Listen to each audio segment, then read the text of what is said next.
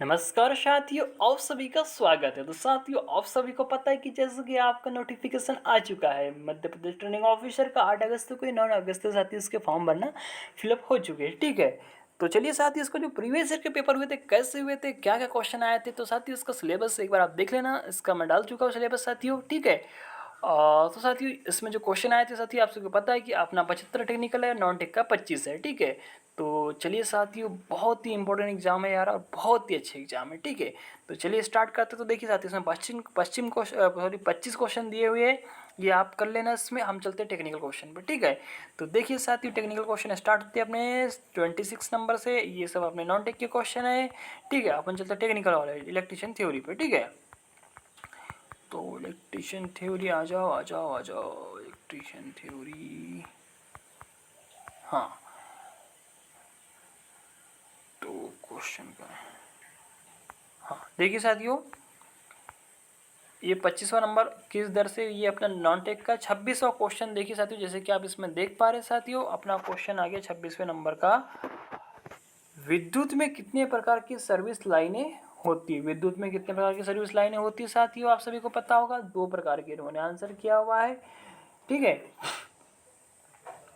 आगे देखिएगा next question, इसका आंसर नेक्स्ट क्वेश्चन मतलब देखना चाह रहा हूँ, बताना चाह रहा हूँ क्वेश्चन है इसके बाद में। एक इलेक्ट्रिक कार की केबल कितनी लंबाई की होती है? तो भैया इन्होंने किया हुआ है इसका आंसर 4 से 10 मीटर तक किया हुआ है। ठीक है, आगे देखिएगा नेक्स्ट क्वेश्चन सॉल्व करना है। तो साथियों जैसे कि उन्होंने प्रैक्टिकल अपना जो इसका सिलेबस दिया साथियों, उसमें बेसिक मैथ्स भी है, तो इन्होंने यहाँ मैथ्स के भी बेसिक क्वेश्चन दिए हुए हैं। ठीक है, तो आपको इसको जनरली सॉल्व करना है, सिंपल सा क्वेश्चन है, आप कर लोगे। इसका आंसर आ रहा है साथियों, कितना आ रहा है 3072। ठीक है, कम से कम 3-4 मैथ्स के क्वेश्चन दिए थे, मैथ्स का क्वेश्चन ये भी सॉल्व कर लें। ठीक है, आगे देखिए नेक्स्ट क्वेश्चन अपना आ रहा है साथियों, इलेक्ट्रिशियन थ्योरी से क्वेश्चन है अपना, जैसे कि आप देखिए दिए गए आरेख से संबंधित डीसी मोटर के प्रकार की पहचान करो। तो भैया कौन सी मोटर है ये, आंसर इसको बताना आपको। तो इसका आंसर आ रहा है साथियों ब्रश डीसी मोटर, क्योंकि यहाँ पे जैसे कि आप देख पा रहे हैं डीसी मोटर तो है, कौन सी है, ब्रश वाली, यहाँ ब्रश लगे हुए हैं। ठीक है, ब्रशेस लगे हुए, कम्यूटेटर भी लगा हुआ है। ठीक है, तो इसको बोलते हैं ब्रश डीसी मोटर। ठीक है, आगे देखिएगा नेक्स्ट क्वेश्चन इसके बाद में आ रहा है साथियों, क्वेश्चन 30 नंबर, सर्किट का परीक्षण करने के लिए किस उपकरण का प्रयोग किया जाता है?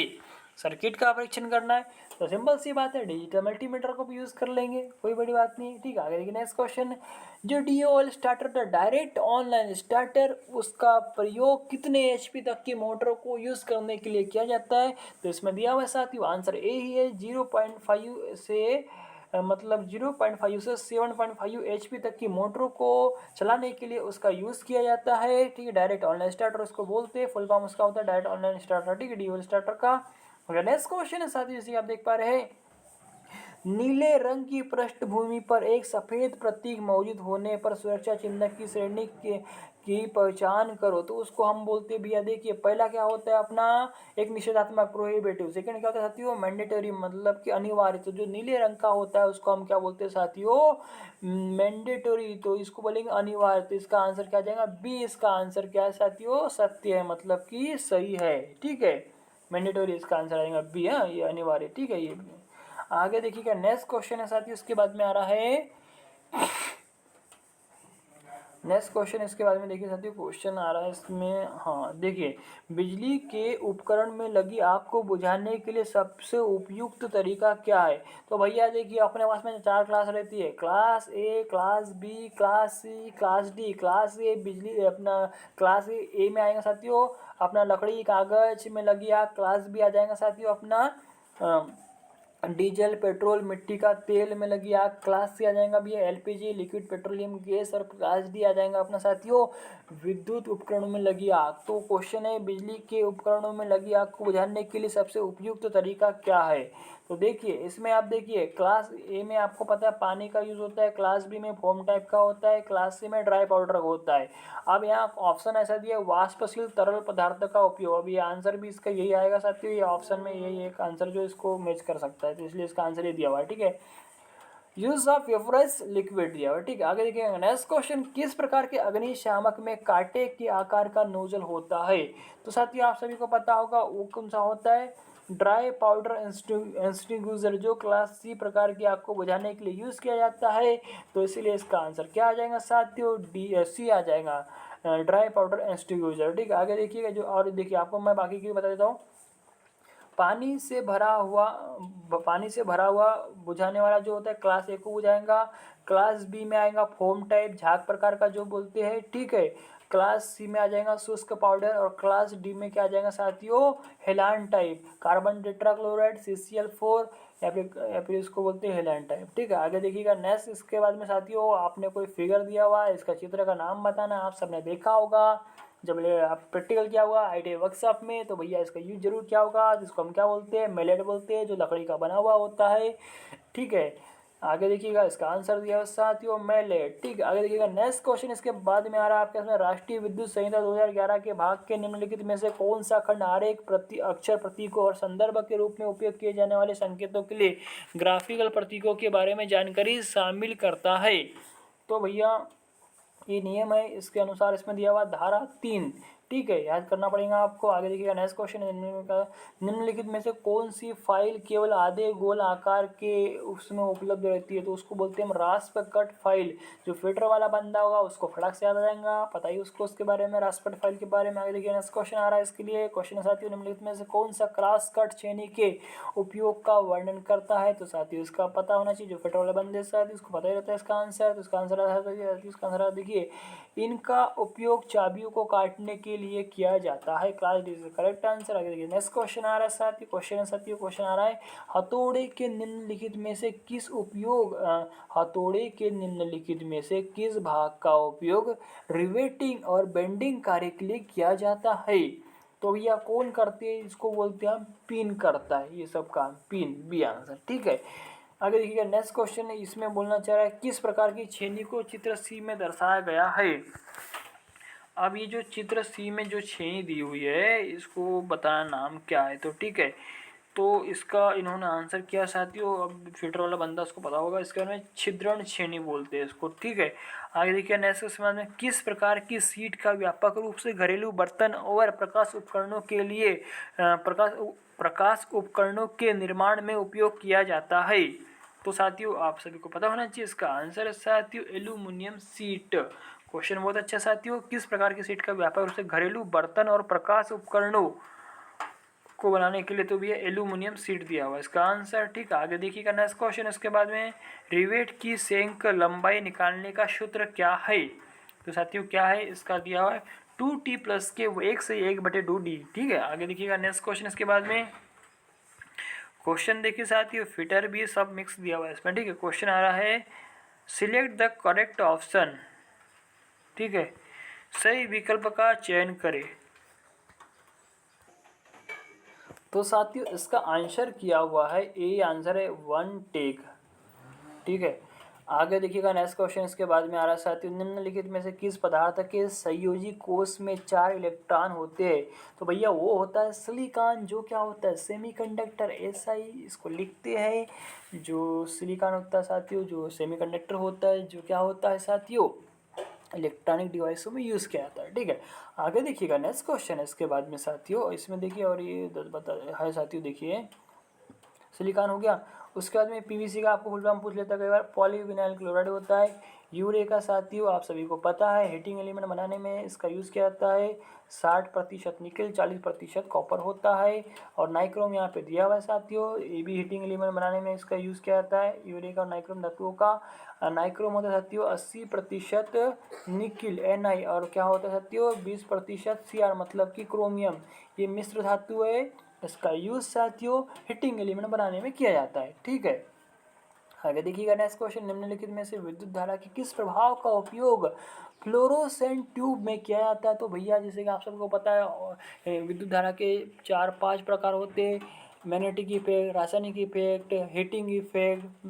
ठीक है, तो ये पूछना चाह रहा है भैया कि जो ट्यूबलाइट चलती है वो किस इफेक्ट पे चलती है, तो ये अपना क्वेश्चन है, इसका आंसर है गैस आयनीकरण प्रभाव। ठीक है, गैस आयनीकरण, ठीक है, गैस आयनीकरण इफेक्ट होता है। ठीक है, आगे देखिएगा नेक्स्ट क्वेश्चन है, SWG नंबर, मतलब SWG मतलब होता है साथियों स्टैंडर्ड वायर गेज, जिसकी पास 0 से 36 होती है। जो क्या चलता है, उल्टा चलता है। उल्टा चलता है मतलब साथियों जो 0 का रहेगा उसका डायमीटर क्या होगा, बड़ा रहेगा। जो 36 का डायमीटर रहेगा वो सबसे कम रहेगा। मतलब कि जो तार होता है उसका क्या करते हैं हम, थिकनेस को इसमें मापते हैं, डायमीटर को, उसकी मोटाई को इसमें नापते हैं। ये कितना SWG का तार है, 1/18 का है, 2/18 का, जो भी है, ठीक है, स्टैंडर्ड। उसके देखिए तो ये क्या बोल रहा है, SWG मतलब होता है standard wire gauge number 0 is equal to in diameter. तो देखिए साथियों 0 का जो होता है उसका डायमीटर पूछ रहा है यार, बहुत अच्छा क्वेश्चन पूछा, याद रहना चाहिए। देखिए इसका जो डायमीटर होता है वो कितना होता है, 8.23 mm, मतलब होता है 8.23 मिलीमीटर, ठीक है, mm। आगे देखिएगा नेक्स्ट, याद रखिएगा 8.23, ठीक है, 0 का, ठीक है। नेक्स्ट क्वेश्चन है, निम्नलिखित में से कौन सा एक इंसुलेटर की वांछनीय विशेषता नहीं है। लो डाई इलेक्ट्रिक स्ट्रेंथ, इसका मतलब क्वेश्चन बोलना चाहिए which of the following is not a dielectric characteristic of an insulator. तो देखिए एक क्वेश्चन यहाँ से एक उठ के आता है कि जो डाई इलेक्ट्रिक स्ट्रेंथ होती है वो काय में होती है, किलो वोल्ट प्रति mm में होती है इंसुलेटर की डाई इलेक्ट्रिक स्ट्रेंथ, ठीक है। तो निम्न में से कौन सा एक इंसुलेटर की वांछनीय विशेषता नहीं है, तो इसमें भी है लो डाई इलेक्ट्रिक स्ट्रेंथ नहीं होती, हाई होती है। इसका रेजिस्टेंस भी उच्च होता है, इसमें विद्युत धारा प्रवाहित नहीं होती है उच्च वोल्टेज तक भी, ठीक है, जिसकी वहाँ तक जिसकी जो स्ट्रेंथ होगी वहाँ तक है। तो लो डाई इलेक्ट्रिक स्ट्रेंथ का आंसर आ जाएगा। देखिए नेक्स्ट क्वेश्चन है इसके बाद, what is the crimping capacity of this tool. तो इस उपकरण की समेटने की क्षमता कितनी होती है, ये दिख रहा है आपको क्रिम्पिंग टूल, तो इसकी समेटने की क्षमता कितनी होती है देख के बताना है। जिसको याद है बंदा वो करके आएगा। तो आंसर आ रहा है 0.46 mm टू 3.25 mm तक होती है। आगे देखिएगा कितना दिया, 0.46 से 3.25, ठीक है। आगे देखिए क्वेश्चन के बाद में आ रहा 59 क्वेश्चन, यदि कॉपर केबल की सामान्य धारा वहन क्षमता 20 एम्पीयर है तो कर से अतिरिक्त धारा संरक्षण द्वारा संरक्षित होने पर इसकी वर्तमान क्षमता क्या होगी। इंग्लिश में समझ में आएगा साथियों। If the normal current carrying capacity of a copper cable is 20 ampere, what will be its current capacity when protected by coarse excess current protection, ठीक है। तो इसका आंसर इन्होंने किया हुआ है बी, 16.2 एम्पियर आंसर आ रहा है भैया, ठीक है। आगे देखिएगा नेक्स्ट क्वेश्चन इसमें आ रहा है 25 मिलीमीटर स्क्वायर की कॉपर केबल की 65 डिग्री सेंटीग्रेड पर करंट रेटिंग क्या है जब 3 फेज AC सर्किट और कोर्स एक्सेस विद्युत संरक्षण प्रदान करता है, केबल को नली में चलाया जाता है। तो देखिए साथियों ये क्वेश्चन तो सब याद रखने वाला क्वेश्चन है ये, ठीक है। इसका आंसर दिया हुआ है 27.6 एम्पियर दिया हुआ है, ठीक है। आगे देखिएगा नेक्स्ट क्वेश्चन आ रहा है, कम तापमान पर लोहे और स्टील को सोल्डर करने के लिए सबसे उपयुक्त फ्लक्स कौन सा होता है। तो साथियों कम तापमान बोल रहा है, इसका आंसर दिया हुआ है इन्होंने जिंक क्लोराइड दिया हुआ है, ठीक है। आगे देखिएगा नेक्स्ट क्वेश्चन इसके बाद में ये दिया हुआ सिंबल, ये आपको पता है सोल्डरिंग गन है, ठीक है। तो देखते हैं इसको क्या बोलना चाहिए, दिए गए सोल्डरिंग के प्रकार का नाम क्या है। तो साथियों क्या है बताइएगा, इसका आंसर दिया हुआ है साथियों सी इस करेक्ट आंसर, मतलब दिया हुआ है साथियों सी में दिया हुआ है soldering of miniature component on PCB। तो एक बार भैया ये PCB का भी फुल फॉर्म आपको पता होना चाहिए, प्रिंटेड सर्किट बोर्ड। क्या बोलता है, PCB पर लघु घटकों का सोल्डर करने के लिए जो डायग्राम दिया सोल्डरिंग में जो क्या करेगा, इलेक्ट्रॉनिक्स में ये वर्क करेगा, जो छोटे छोटे सर्किट्स रहते हैं उनमें सोल्डरिंग करने का इसका यूज़ किया जाएगा बता रहा है, ठीक है, PCB। आगे देखिएगा किस शब्द का प्रयोग उस सीमा का वर्णन करने के लिए किया जाता है जिस तक शोल्डर को शोल्डर किए जाने वाले सतहों के ऊपर और बीच में बहना चाहिए, ठीक है। तो इसका आंसर इन्होंने किया साथियों वेटिंग किया हुआ है, ठीक है। आगे देखिएगा नेक्स्ट क्वेश्चन है, क्वेश्चन आ रहा है सोल्डरिंग एल्यूमिनियम कंडक्टरों के लिए उपयोग किए जाने वाले AlCaP सोल्डर में मौजूद जिंक का अनुमानित प्रतिशत क्या होता है। तो साथियों कितना होता है भैया, अनुमानित प्रतिशत ये आ जाएगा 9% होता है आंसर, ये आंसर आ रहा है, ठीक है। आगे देखिएगा नेक्स्ट क्वेश्चन इसके बाद में, किसी केबल के भीतरी भाग के सबसे बाहरी भाग की ओर पुर्जा का सही क्रम क्या है। तो भैया आप सबको पता होगी यार, अंदर में केबल होगा है ना, उसके ऊपर में फिर इंसुलेशन होगा, उसके बाद में साथियों क्या होगा, लेस चित होगी, फिर आर्मरिंग होगी, फिर सर्विंग होगी, ऐसा मतलब ये सब रहता है केबल में, ठीक है। तो सबसे पहले धात्विक शीट, देखिए इसका आंसर आंसर आ रहा है साथियों, देखिए सी आंसर आ रहा है। सी आंसर है metallic sheet, bending, armouring, serving. Serving सबसे ऊपर का भाग होता है, कड़ा होता है, काले कलर का रहता है, काला मतलब कि वो रबड़ रबड़ बोलते हैं अपना जो रहता है उस पर, ठीक है। सर्विंग सबसे लास्ट का भाग रहता है, सबसे अंदर में रहेगा अपना तार, कंडक्टर, नंगा तार। उसके बाद में रहेंगे मेटलिक सीट, उसके बाद में रहेगा बेडिंग, उसके बाद बेडिंग जूट की रहती है, ठीक है। उसके बाद आर्मरिंग, जो आर्मरिंग जो रहती है स्टील के मतलब कि पतले पतले चपटियाँ रहती है। उसके बाद में रहेगा सर्विंग, जो उसको पूरा कवर्ड करता है ना, ठीक है। आगे देखिएगा नेक्स्ट क्वेश्चन इसके बाद में आ रहा है, क्वेश्चन आ रहा है साथियों, देखिए क्वेश्चन है 56 आ रहेगा, 21 ओम प्रतिरोध के सिरों पर वोल्टेज का मान क्या होता है जब इसे 7 एम्पियर की धारा प्रवाहित होगी। तो अपने को निकालना क्या है मेरे भाई, वी निकालना है। तो वी मतलब हो जाएगा आई आर, आई और आर ओम के नियम से आई कितना है साथियों 21 दिया हुआ है, इंटू कितना हो जाएगा 7, तो 7 का 7, 7 दूनी 14, 147, 147 वोल्ट इसका आंसर आ जाएगा। चलो आगे चलते हैं फिर, आगे देखिएगा क्वेश्चन है, किस नियम के अनुसार एक बिंदु पर मिलने वाली सभी शाखा धारा का बीजगणितीय योग।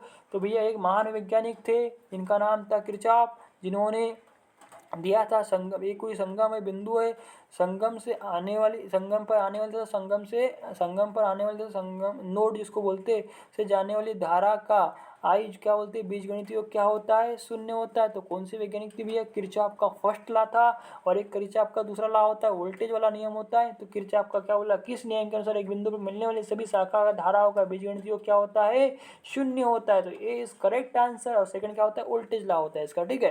किरचॉफ भैया, किरचॉफ सर, किरचॉफ वैज्ञानिक जो भी है साथियों, किरचॉफ महान वैज्ञानिक जो भी है साथियों। आगे दूसरा मतलब सेकंड क्वेश्चन देखेंगे, select the correct option based on the figure. तो भैया फिगर दिखाओ अपना, तो फिगर इन्होंने दिखा दिया अपने को, आकृति के आधार पर सही विकल्प का चयन करें। तो देख पा रहे हैं आप साथियों, यहाँ पे एक समांतर क्रम संयोजन बना हुआ है जिसमें रेजिस्टेंस R1, R2, R3 लगे हुए, वोल्टेज सप्लाई है, धारा बह रही है। तो आप सभी को पता होना चाहिए कि जो समांतर क्रम संयोजन होता है उसमें वोल्टेज समान होता है तथा धारा क्या होती है, सभी में बढ़ जाती है, ठीक है। तो देखिएगा साथियों इसका आंसर क्या आ रहा है, आंसर दिया है डी में दिया है पूरे सर्किट में वोल्टेज समान रहेंगी। तो भैया समान ही तो रहती है, इसलिए तो जो घरों के कनेक्शन होते हैं समांतर क्रम में होते हैं, क्योंकि सभी जो इक्विपमेंट लगे होते हैं सबको 230 240 वोल्ट मिलता है। लेकिन जो धारा होती है उसका जो भी रेजिस्टेंस होता है वो उसके हिसाब से उसको ड्रॉप करते रहता है। लेकिन जो श्रेणी कनेक्शन होता है, सीरीज कनेक्शन होता है साथियों, उसमें क्या होता है, वोल्टेज सभी में ड्रॉप होता है। और जो धारा होती है आई टी मतलब कि टोटल करंट क्या होगी, वो बराबर क्या होगी, I1 बराबर क्या हो जाएंगे, I2 बराबर, मतलब कि धारा समान रहेंगी किसमें, सीरीज में। लेकिन समांतर क्रम में क्या होगा साथियों, धारा समय बढ़ जाएंगी, वोल्टेज टर्मिनल वोल्टेज समान रहेगा। चलो चलते हैं आगे। इसके बाद क्वेश्चन क्या आ रहा है, क्वेश्चन आ रहा है साथियों 59 नंबर का, श्रृंखला सर्किट में शॉर्ट सर्किट का पता लगाने के लिए निम्न में से कौन सा एक वैध तरीका है। तो भैया शॉर्ट सर्किट का पता लगाना, अब देखिए साथियों इस पे एक क्वेश्चन उठता है शॉर्ट सर्किट पे कि जो शॉर्ट सर्किट होता है उसमें रेजिस्टेंस और करंट का क्या मान होता है। तो जब भी भैया शॉर्ट सर्किट की कंडीशन होती है तो उस कंडीशन पे जो रेजिस्टेंस होता है वो क्या हो जाता है, ज़ीरो हो जाता है, करंट का मान क्या हो जाता है, इन्फिनिटिव हो जाता है। उसी प्रकार अगर जो ओपन सर्किट होता है साथियों, जिसका ओपन सर्किट में क्या होता है, रेजिस्टेंस का मान क्या हो जाता है, इन्फिनिटिव हो जाता है, और करंट का मान क्या हो जाता है साथियों, जीरो हो जाता है। याद रखिएगा एग्जाम में पूछा जाता है। लेकिन क्वेश्चन क्या है, श्रृंखला सर्किट में शॉर्ट सर्किट का पता लगाने के लिए निम्न में से कौन सा एक वैध तरीका है, सही तरीका कौन सा है। तो जानेंगे, इसका आंसर दिया हुआ साथियों, अमीटर एक विशाल वर्तमान प्रवाह का संकेत दिया जाता है। The high current flow is indicated by the ammeter. तो ये अमीटर द्वारा विशाल करंट प्रवाह का संकेत दिया जाता है, मतलब बहुत अधिक हाई करंट, हग करंट लिखा हुआ है साथियों, उसने हग current flow in indicated by the ammeter, मतलब अमीटर में आपको हाई करंट शो करेगा। ये बताना चाह रहा है जब आपका शॉर्ट सर्किट का मतलब शॉर्ट सर्किट कंडीशन होता है। वही तो मैं भी बोलना चाहता था, जब शॉर्ट सर्किट की कंडीशन होती है तो उसमें करंट क्या हो जाती है, इन्फिनिटिव हो जाती है। तो चलिए आगे चलते हैं नेक्स्ट क्वेश्चन। इसके बाद में क्वेश्चन आ रहा है साथियों, देखिए 60 नंबर का, निम्नलिखित में से किस प्रतिरोध में प्रतिरोध का मान तापमान में वृद्धि के साथ गैर रैखिक रूप से घटता है। तो घटता है मतलब हो गया NTC नेगेटिव टेम्परेचर कोएफिशिएंट, और एक होता है PTC पॉजिटिव टेम्परेचर कोएफिशिएंट। तो इसने NTC का बोला है, तो अपने को NTC भैया वाले कौन हो आप, आ जाओ। इसको बोलते हैं हम थर्मिस्टर। थर्मिस्टर क्या होता है, NTC गैर रैखिक रूप से घटता है, तो थर्मिस्टर इसका आंसर दिया हुआ साथियों। ठीक है, आगे देखिएगा नेक्स्ट क्वेश्चन। इसके बाद में आ जाएगा क्वेश्चन है, निम्नलिखित में से कौन चुंबक क्षेत्र की ताकत का प्रतिनिधित्व करता है। चुंबक क्षेत्र की ताकत मतलब मैग्नेटिक फील्ड ताकत, इंटेंसिटी क्या बोलना चाहिए इसको, हाँ। तो देखिए साथियों, इसको बोलते हैं, इसकी जो इकाई होती है C is correct answer, ampere turn प्रति मीटर। एम्पियर टर्न प्रति मीटर, एम्पियर टर्न प्रति मीटर, है ना। चुंबक क्षेत्र की ताकत बोल रहा है, ठीक है। इसको बोलता है, हाँ इसको बोलते हैं, देखिए मैग्नेटिक फील्ड स्ट्रेंथ बोलते हैं, ठीक है। तो इसकी इकाई क्या साथियों, एम्पियर टर्न प्रति मीटर, इसका आंसर आ रहा है, ठीक है। और एक होता है साथियों मैग्नेटिक फील्ड इंटेंसिटी, चुंबक क्षेत्र वाला, उसको भी आपको पता होना चाहिए साथियों। टेस्ला एक आता है साथियों, टेस्ला चुंबक क्षेत्र की तीव्रता, टेस्ला बोलते हैं, ठीक है। और जो, ठीक है, अभी तो चलिए आगे देखते हैं। इसका आंसर आप जैसे आप देख पा रहे हैं, एम्पियर टर्न प्रति मीटर, चुंबक क्षेत्र की ताकत, magnetic field strength, ampere turn प्रति मीटर, ठीक है, याद रखिएगा। आगे देखिए 62 नंबर का क्वेश्चन है यार। क्वेश्चन बोलना चाहिए, what is the represent by the distance OC, मतलब ये जो डायग्राम दिया हुआ है इसके हिसाब से हिस्टेरिसिस लूप में ये बताना चाह रहा है कि ये क्या बताना चाह रहा है, इस हिस्टेरिसिस लूप में दूरी OC x द्वारा चिन्हित द्वार क्या दर्शाता है। तो देखिए यहाँ रहता, तो ये क्रॉसिविटी को दर्शाता है। अब ये देख रहा है कि ये जो x मतलब कहाँ है साथियों, हाँ ये यही है x, इसको बोलते हैं क्रॉसिविटी। देख लिए, इसका आंसर में दे रहा होगा बी दिया हुआ निग्राहिता, कोरेसिविटी, ठीक है। आगे देखिएगा नेक्स्ट, इसके बाद में क्वेश्चन है, एक संधारित्र को 30 वोल्ट तक चार्ज करने के लिए 0.9 वोल्ट की आवश्यकता है, तो इसकी धारिता क्या होगी। धारिता C बराबर Q/Q V हो जाएगा ना। तो Q कितना दिया है, 9 दिया हुआ है, ठीक है। तो साथियों C बराबर, इसमें देखिए Q कितना दिया हुआ है, 0.9 दिया हुआ है, ठीक है। तो देखिए इसमें क्या करेंगे, C 0.9 दिया हुआ है, 9 रख देंगे, 30 क्या साथियों वोल्टेज है, 30 वोल्टेज है, भाग दे देना, इसका आ जाएगा आंसर आ जाएगा 0.03 फेराड आ जाएगा, ठीक है। आगे देखिए साथियों नेक्स्ट क्वेश्चन, इसमें जैसे कि आप देख पा रहे हैं साथियों, नेक्स्ट क्वेश्चन जैसे कि आप इसमें देख पा रहे, देखा आपने कि किस प्रकार की प्राथमिक सेल नकारात्मक इलेक्ट्रोड के लिए जिंक कंटेनर और सकारात्मक इलेक्ट्रोड के लिए मैग्नीज डाइऑक्साइड सिलेंडर का बना होता है। तो भैया इसका बना होता है alkaline cell, B answer correct. आगे देखिएगा नेक्स्ट क्वेश्चन है साथियों 65 नंबर का, थोड़ा सा क्वेश्चन बचे देखते हैं, और 25 क्वेश्चन मैं फटाफट कर देता हूँ। क्या होता है यदि एक श्रृंखला समूह में एक सेल कनेक्शन उलट दिया जाए। अब श्रृंखला में बोल रहा है, तो स्वाभाविक सी बात है उसका वोल्टेज वहाँ पे कम हो जाएगा, तो ठीक है। तो आंसर है, यह अपेक्षा से कम बैटरी आउटपुट वोल्टेज उत्पादन करेगा, ठीक है।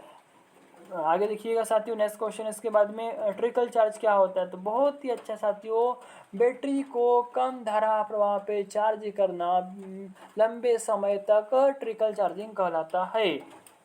तो इसका आंसर भी है, लंबे समय तक बैटरी को बहुत कम गति पर चार्ज करना ट्रिकल चार्जिंग कहलाता है। आगे देखिएगा, निम्नलिखित में से कौन सा आरेख वायरिंग स्थापना कार्य के लिए उपयोग किए जाने वाले घटकों की वास्तविक भौतिक स्थिति का अनुमान देता है। तो उसका आ जाएगा वायरिंग डायग्राम देगा, और कौन देगा, वायरिंग डायग्राम में तो देगा ना, ठीक है। आगे देखिए नेक्स्ट क्वेश्चन है 68 नंबर का, निम्नलिखित में से कौन कंड्यूट सेडल के कार्य को प्रदर्शित करता है। तो कौन करता है भैया, ये करता है अपना दीवार की सतह पर वाहक को तेज करने के लिए, ठीक है। आगे देखिएगा, सुरक्षात्मक उपकरणों के माध्यम से मोटर जैसे लोड को जोड़ने या डिस्कनेक्ट करने के लिए निम्नलिखित में से किस प्रकार की वायरिंग एक सर्किट है। तो वायरिंग एक सर्किट है भैया पावर वायरिंग, ठीक है।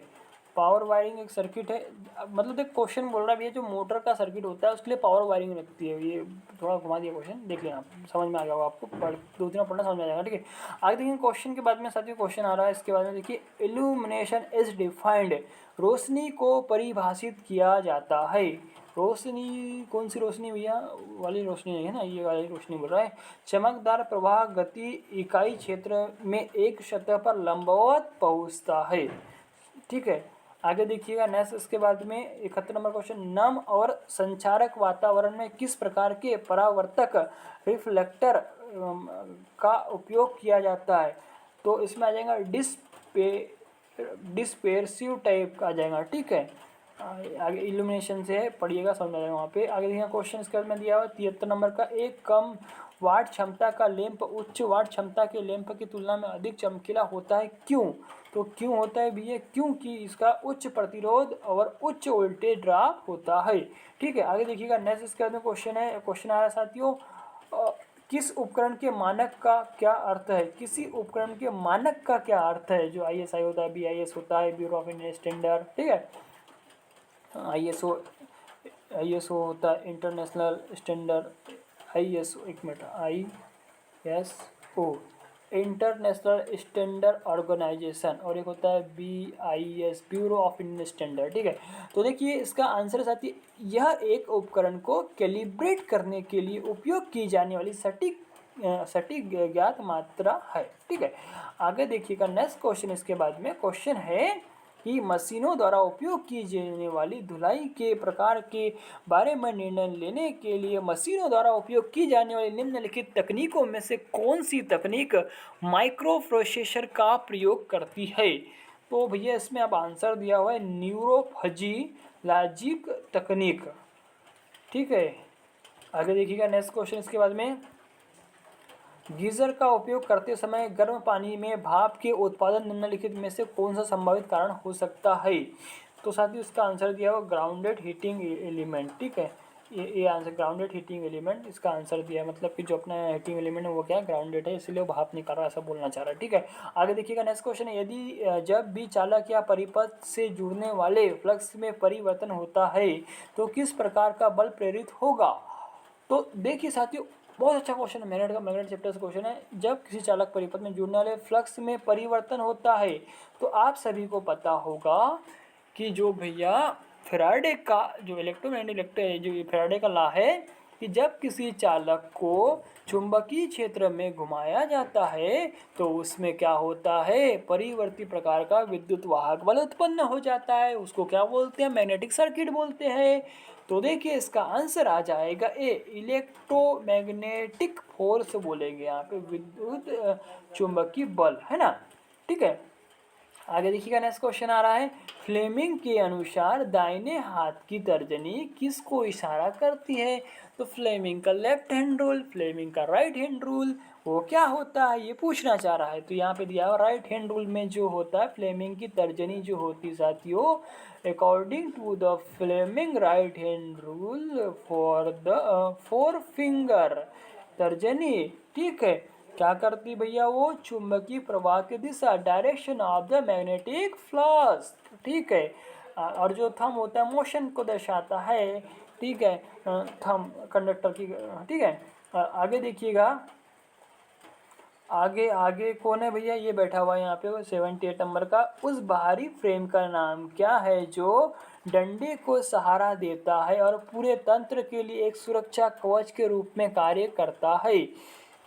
तो उसको हम शाफ्ट बोलेंगे यार, शाफ्ट नहीं, सॉरी इसका आंसर दिया हुआ है, हाँ मतलब ये बाहरी बोल रहा है ना, देखिए बाहरी, उस बाहरी फ्रेम का नाम बताइए जो डंडे को सहारा देता है, पूरे तंत्र के लिए एक सुरक्षा कवच का काम करता है। तो कवच कौन प्रदान करेगा, योग बॉडी, जो मतलब ट्रांसफॉर्म हो गया, अल्टरनेटर हो गया, जनरेटर हो गया, इनमें क्या होती, योग होती, बॉडी जिसको बोलते हैं योग, जो क्या होती, कास्ट आयरन कास्ट स्टील की बनी हुई रहती है साथियों।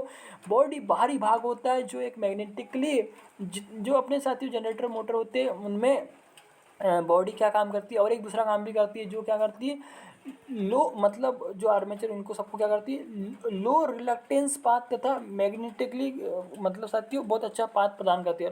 लो रिलक्टेंस पाथ तथा ये योग होता है, ये जो बॉडी होती है साथियों ये क्या करती है, अपने को सुरक्षा प्रदान करती है बाहर। ठीक है, आगे देखिएगा नेक्स्ट, इसके बाद में क्वेश्चन है, लेप वाइंडिंग में ब्रश की स्थिति की संख्या किसकी संख्या के बराबर होती है। अब भैया लेप में बोल रहा है तो लेप में सभी को पता होने चाहिए, मर मर के पढ़े हो ITI में कि ए बराबर क्या होता है, पी होता है। किस कंडीशन पे, जब वहाँ पे लेप हो, मतलब कि पोलों की संख्या ए बराबर पी के बराबर कब होगी, जब पोल लेप में होगे। और ए बराबर 2 कब होगे भैया, जब क्या होगी, वाइंडिंग कौन सी होगी, वेव वाइंडिंग, सीरीज वाइंडिंग, है ना। लेप मतलब होता है समांतर वाइंडिंग, जिसमें ए बराबर पी होता है, ठीक है।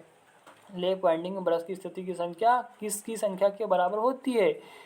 तो देख लीजिए, ए क्या है, यहाँ पे समांतर पथ है, पी क्या है, पोल है, तो इसका आंसर क्या आएगा साथियों, देख लेते हैं। इसका आंसर इन्होंने क्या किया हुआ है, डी किया हुआ है, पोल, पोल किया हुआ है, ठीक है। पोलो के बराबर होगी ना। देखिए यहाँ लेफ्ट वाइंडिंग में ब्रश की स्थिति की संख्या, संख्या किसकी संख्या के बराबर होगी, ब्रश की स्थिति की संख्या पोल के बराबर होगी बोल रहा है, ठीक है।